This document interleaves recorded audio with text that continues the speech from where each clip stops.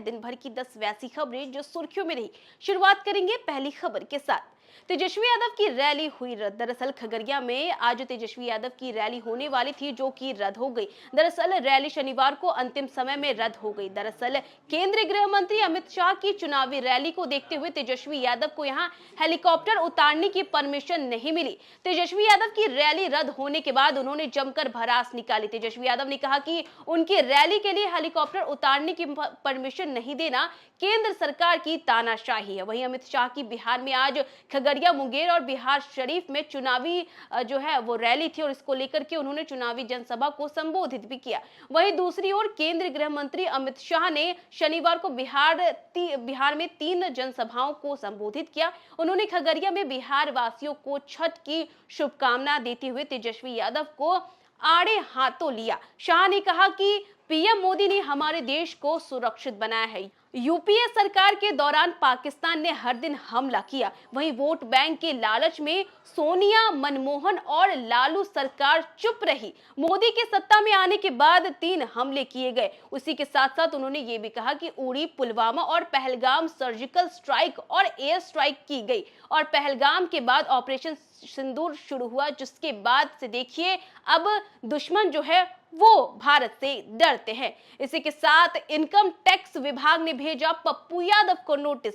दरअसल पूर्णिया से निर्दलीय सांसद पप्पू यादव को इनकम टैक्स विभाग द्वारा नोटिस भेजकर ये पूछा गया है कि कहां से इतने पैसे वो लाते हैं। हालांकि पप्पू यादव और इनके समर्थक इसे अत्यंत दुर्भाग्यपूर्ण और चिंताजनक कदम बताया गया है। वहीं इनके समर्थक पिंटू यादव ने कहा कि यह नोटिस उस कार्य को लेकर भेजा गया जो हर जनप्रतिनिधि और संवेदनशील नागरिक का नैतिक दायित्व है।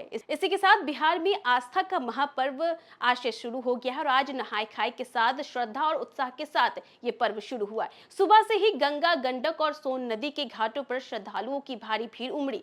महिला परंपरागत रीति रिवाज से स्नान कर सूर्य उपासना में लीन रही। वहीं प्रशासन ने भी सुरक्षा के कड़े इंतजाम किए हैं। महापर्व में अगले 3 दिन में खरना, इसी के साथ साथ संध्या अर्घ और फिर सुबह उगते हुए सूर्य को अर्घ देकर ये जो पर्व है ये संपन्न हो जाएगा। इसी के साथ आपको बता दें कि लोक आस्था महापर्व छठ पूजा आज से शुरू हो गया और इसी मौके पर बार अनुमंडल के मोकामा विधानसभा क्षेत्र में जेडीयू प्रत्याशी अनंत सिंह ने अपने क्षेत्र में घर घर जाकर जनसंपर्क अभियान शुरू किया। बात करें तो जनसंपर्क के दौरान अनंत सिंह ने क्षेत्र की जनता के घरों में कद्दू भात खाकर लोगों से मुलाकात की और इस दौरान एक व्रती ने उन्हें अपने हाथों से प्रसाद भी खिलाया। इसके बाद अनंत सिंह ने जनसंपर्क अभियान शुरू किया और अनंत सिंह जो है घर घर जाकर के लोगों से वोट मांग रहे। इसी के साथ जब उस महिला ने अनंत सिंह को कद्दू भात खिलाया तो वो काफी ज्यादा भावुक भी हो गए।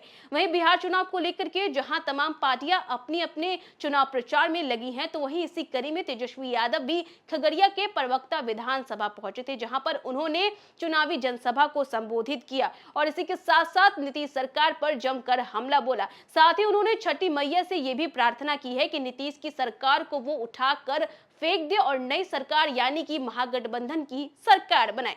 वहीं छठ पूजा के दौरान बड़ा हादसा हो गया। बात करें तो छठ पूजा के लिए पानी लाने गए पटना के 2 अलग अलग जगह कंगन घाट और खुसरूपुर पर 4 युवक जो है वो गंगा नदी में लापता हो गए। कंगन घाट और खुसरूपुर में तैनात एसडीआरएफ की टीम ने सर्च ऑपरेशन किया और इसके बाद 3 डूबे युवकों का शव जो है बरामद किया गया। इसी के साथ साथ एक युवक की छानबीन अभी भी जारी है। वहीं प्रशांत किशोर ने पीएम मोदी और अमित शाह पर साधा निशाना, बोले कि अमित शाह को बताना चाहिए कि 7 हत्या अभियुक्त बिहार के उप मुख्यमंत्री कैसे बने हुए हैं।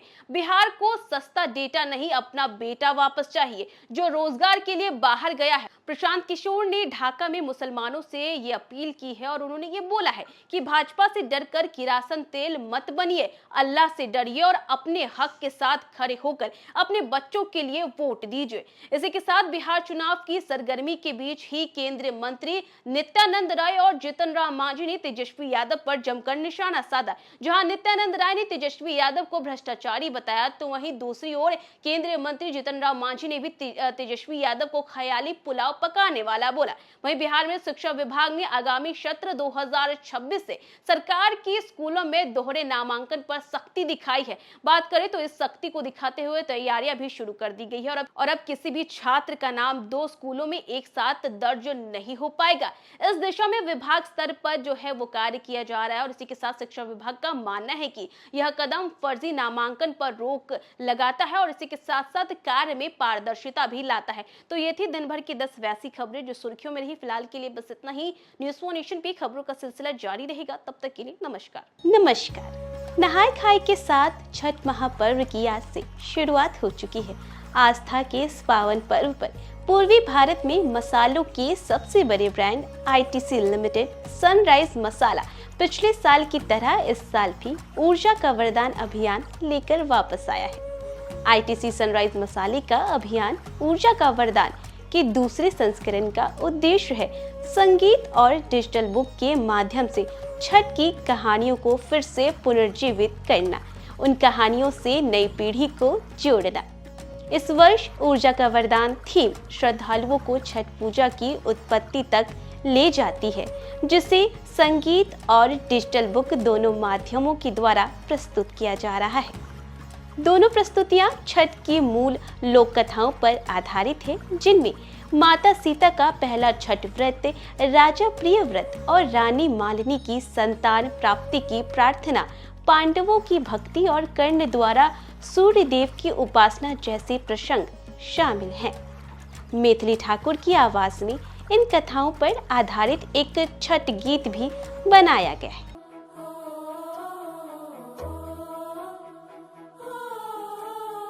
त्रेता से सतयुग तक, द्वापर से कलयुग तक, महिमा महान उनकर आव हम बताई। ब्रह्मा जी कैले जब सृष्टि के कल्पना, पुरुष प्रकृति दुई कैले रचना। साथ में लोक कला शैली में इन कथाओं के रंग, संस्कृति और क्षेत्रीय गर्व को दर्शाते हुए एक डिजिटल बुक भी तैयार किया गया है। श्रद्धालुओं की सुविधा के लिए छठ कैंपेनियन चैटबॉट भी पुनः सक्रिय किया गया है। कहानियां और छठ से जुड़ी सटीक जानकारी सूर्योदय सूर्यास्त का समय प्रदान करता है।